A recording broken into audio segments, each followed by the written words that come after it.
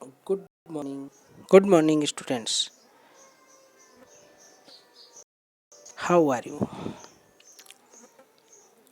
Today we learn class 8 science first chapter crop production and management. Agriculture food is essential for all living organisms, create plants. As you have already learned your own food, how your animals, including humans, cannot synthesize food. They feed on either plants or other animals. In all cases, the food or for animals comes directly or indirectly from plants. इसमें बताया गया है जो production lesson है, इसमें फसलों को उगाने और उसके मैनेजमेंट के बारे में बताया गया है। फसलों को कैसे उगाते और उसका मैनेजमेंट कैसे किया जाता है, उनका प्रोडक्शन कैसे करते हैं, उनकी विधियाँ बताई गई हैं और मैनेजमेंट की कई विधियाँ बताई गई हैं। मैनेजमेंट मीन्स उसका रख रखाव कैसे करते हैं उसके बारे में बताया गया है। इस क्वेश्चन में हम करेक्टली रनिंग पढ़ाएंगे, नहीं तो बहुत लॉन्ग हो जाएगा और वीडियो भी लॉन्ग हो जाएगा। हम वीडियो छोटा करके बताएंगे। The science that deals with the this is a definition the science that deals with the raising of plants and the rearing of animals for human use is called agriculture.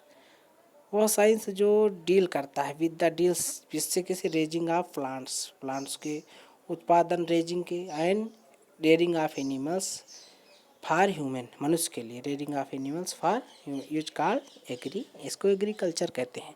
तो आपसे question पूछा जाए what is agriculture, this is definition the science that deals with the raising of plants and the rearing of animals for human use is called agriculture. In a board sense agriculture में हमको कितने board हैं जो इनको हम manage कर सकते हैं।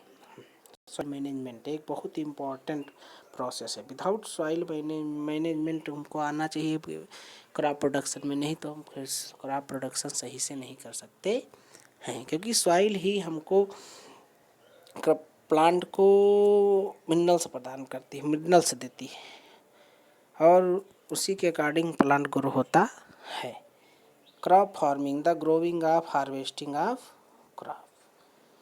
Growing and harvesting of, growing करना और हार्वेस्ट करना है ना, कटाई जिसे कहते हैं, हार्वेस्टिंग करना क्रॉप फार्मिंग होता है।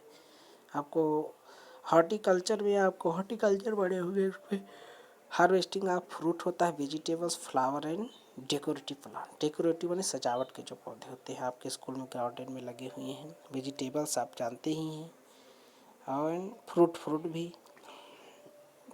Animal husbandry the breeding and raising of live stock including poultry. इनमें ब्रीडिंग करना, breeding and raising end of live stock, जीवित इनको एनिमल्स को इनमें ब्रीडिंग की जाती है और इनको इंक्लूड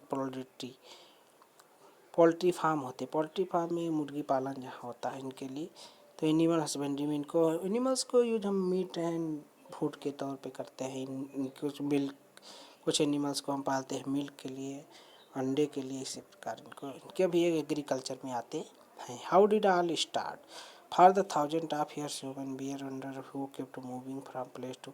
मनुष्य पहले प्लेस टू प्लेस घूमता रहता था सर्च ऑफ भोजन और आवास के शेल्टर के लिए। 10,000 पहले, आफ्टर अबाउट 10,000 ईयर को ह्यूमन स्टार्टेड ग्रोइंग प्लांट्स, मनुष्य ने प्लांट्स उगाना शुरू किया। व्हीट एंड बर्ली सबसे पहले उसने उगाया। This mark the first great chance in the human life style. इससे जो मनुष्य के ह्यूमन स्टाइल में बहुत बड़ा परिवर्तन आया, ग्रेट चांस हो गया। मतलब the spread of agriculture mean that human no longer had to wander around in search of food. इस एग्रीकल्चर के स्प्रेड से मनुष्य ने घूमना और भोजन के तलाश में घूमना बंद कर दिया और एक स्थान पर कम्युनिटी बनाकर रहने की एक प्रथा का जन्म हुआ। इसका कारण मनुष्य इकट्ठा रहने लगा। ये देश से गांव का विकास हुआ, विलेज बने, फिर विलेज जो हुए वो शहरों में, कस्बों में परिवर्तन होते चले गए। मॉडर्न एग्रीकल्चर, अब मॉडर्न इस प्रकार खेती में भी उत्तरोत्तर विकास होता चला गया। दिनों दिन जैसे पहले बैलों से खेती होती थी, अब देखो ट्रैक्टर से होती है। प्रकार वैसे ट्रैक्टर, नए नए उपकरण आने लगे, जिससे खेती हमारी जो एग्रीकल्चर है बहुत इजी होती चली गई। Over the year, human learned more and more about crops and conditions that be required for the healthy growth of crops. जो हमको हेल्दी ग्रोथ ऑफ क्रॉप्स के लिए आवश्यक रिक्वायर्ड होती हैं कंडीशंस, उसके बारे में अध्ययन किया। राइस देखिए इसमें लिखा, राइस जो है क्ले सॉइल में चलता होता है और जो व्हीट होता है उसको एलुवियल सॉइल में होता है, उसको कम वाटर की आवश्यकता होती है। Human realised how important water was the healthy growth of plant. मनुष्य को महसूस हुआ कि कितना वाटर जो है प्लांट्स के लिए आवश्यक है।